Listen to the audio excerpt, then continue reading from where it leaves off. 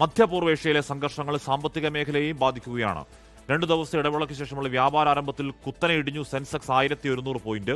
രാജ്യാന്തര വിപണിയിൽ സ്വർണ്ണവില ഉയർന്നു നിൽക്കുമ്പോഴും സംസ്ഥാനത്ത് സ്വർണ്ണവില കുറഞ്ഞു. പവന് 2400 രൂപയും ഗ്രാമിന് 300 രൂപയും ഇടിഞ്ഞു.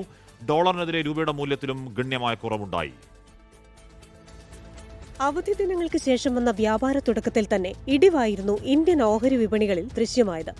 സെൻസെക്സ് 1% ഇടിഞ്ഞപ്പോൾ ദേശീയ ഓഹരി വിപണി 24,800 പോയിന്റിന് താഴെയെത്തി. ഹോർമൂസ് കടലിടുക്കിലെ സംഘർഷം ക്രൂഡ് വില കൂടാനിടയാക്കി.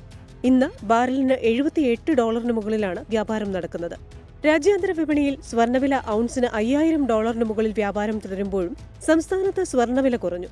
പവന് 1,26,520 രൂപയും ഗ്രാമിന് 15,554 രൂപയുമാണ് ഇന്നത്തെ വില.